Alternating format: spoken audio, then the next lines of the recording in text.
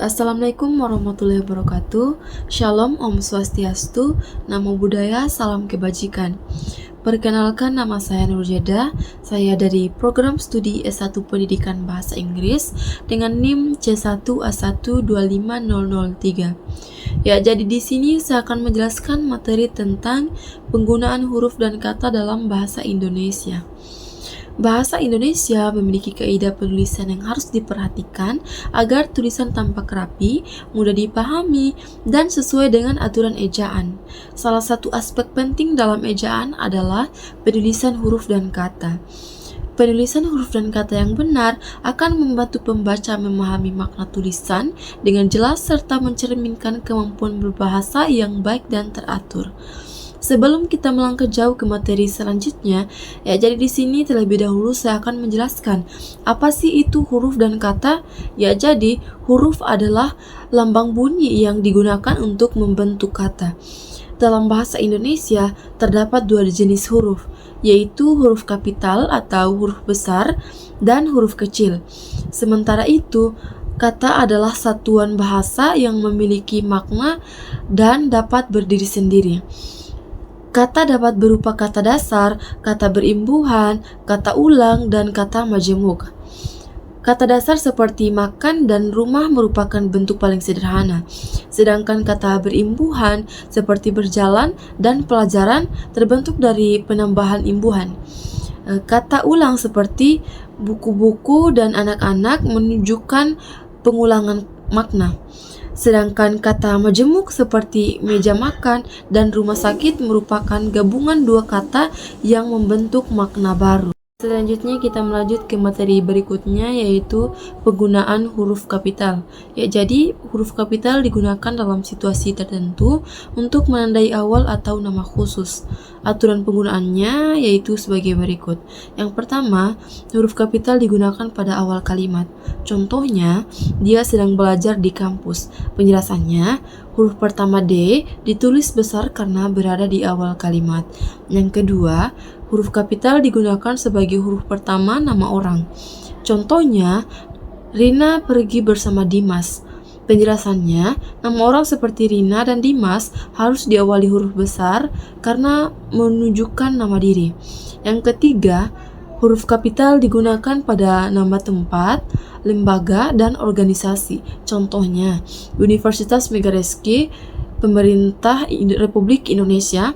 Penjelasannya, nama lembaga atau tempat ditulis dengan huruf besar di awal setiap katanya.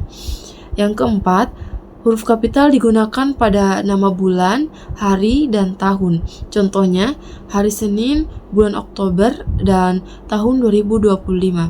Penjelasannya, nama waktu seperti hari dan bulan ditulis dengan huruf besar di awal kata. Yang terakhir atau yang kelima yaitu huruf kapital tidak digunakan pada kata yang bukan nama diri. Contohnya, saya pergi ke universitas untuk belajar. Jadi kata universitas bukan nama diri, jadi tidak perlu huruf besar. Selanjutnya kita melangkah ke materi berikutnya, yaitu penggunaan huruf miring. Huruf miring digunakan dalam tulisan untuk menegaskan, menandai istilah asing, atau menulis judul karya. Penggunaannya antara lain yaitu yang pertama, untuk menulis judul buku, majalah, atau karya seni.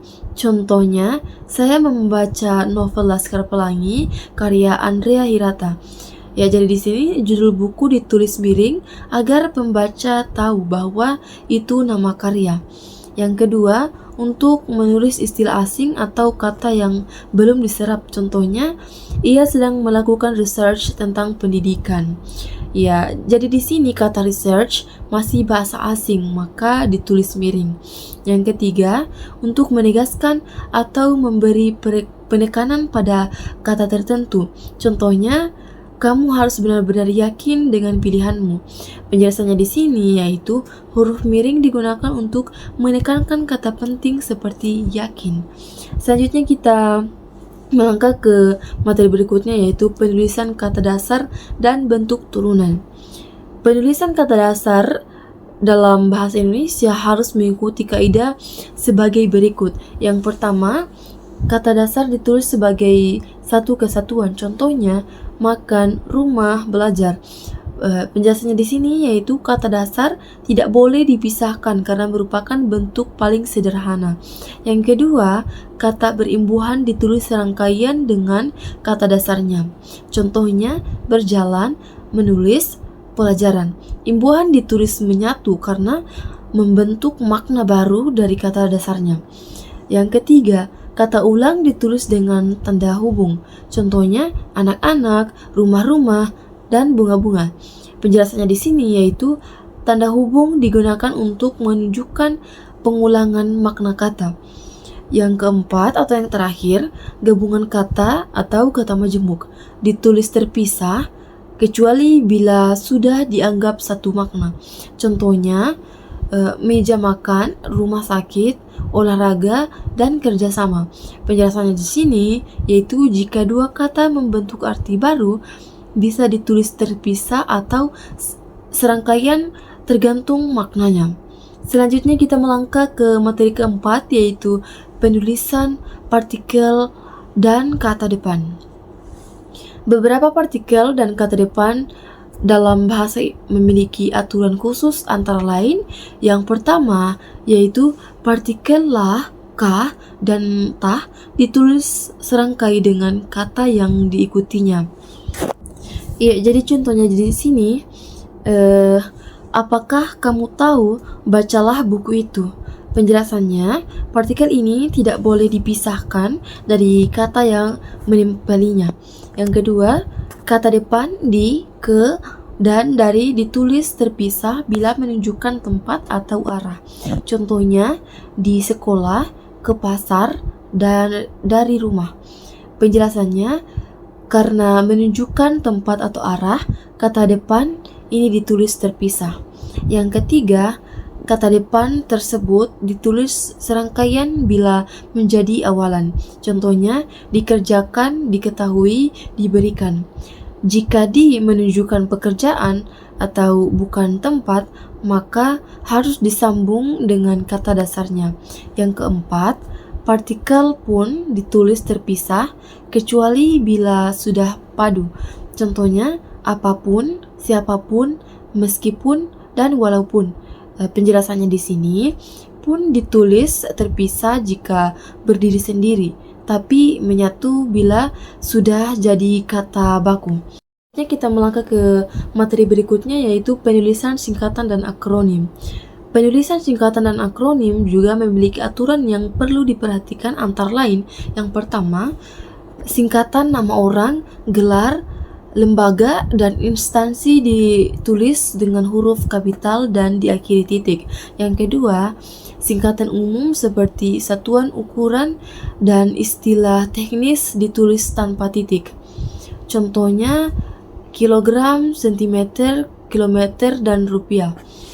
Yang ketiga, akronim dari lembaga atau organisasi ditulis dengan huruf kapital. Contohnya UNM atau Universitas Negeri Makassar, UM atau Universitas Megareski. Penjelasannya di sini, semua huruf besar karena menunjukkan nama resmi atau lembaga. Yang keempat atau yang terakhir yaitu akronim yang sudah menjadi kata umum ditulis seperti kata biasa, contohnya pemilu, tilang, radar. Penjelasannya di sini yaitu karena sudah menyatu dalam bahasa sehari-hari ditulis seperti kata biasa. Selanjutnya kita melangkah ke materi terakhir yaitu penulisan angka dan bilangan. Yang pertama, angka digunakan untuk menunjukkan jumlah atau urutan. Contoh, ia membeli 5 buku dan 2 pena. Penjelasannya di sini, angka boleh digunakan langsung untuk menyebut jumlah atau urutan. Yang kedua, bilangan di awal kalimat harus ditulis dengan huruf. Contohnya, 5 orang siswa memenangkan lomba pidato. Penjelasannya, kalimat tidak boleh diawali angka, jadi bilangan ditulis dengan huruf. Dan yang terakhir yaitu bilangan besar dapat ditulis kombinasi huruf dan angka. Contohnya sebanyak 1250 orang hadir. Penjelasannya di sini, kombinasi ini membantu agar pembaca paham jumlah secara jelas. Selanjutnya kita melangkah ke kesimpulan. Ya, jadi kesimpulannya yaitu penulisan huruf dan kata yang baik dan benar merupakan dasar penting dalam komunikasi tertulis. Dengan memahami penggunaan huruf kapital, huruf miring, dan kata berimbuhan, partikel, singkatan, dan angka, seseorang dapat menulis dengan lebih jelas, rapi, dan sesuai kaidah bahasa Indonesia. Penulisan yang benar tidak hanya menunjukkan kemampuan berbahasa, tetapi juga mencerminkan kedisiplinan dan profesionalitas dalam berkomunikasi. Ya, selesai sudah penjelasan saya mengenai materi penulisan huruf dan kata dalam bahasa Indonesia. Sekian dan terima kasih. Semoga materi yang saya sampaikan bisa bermanfaat untuk kalian semua. Ya, saya akhiri. Wassalamualaikum warahmatullahi wabarakatuh.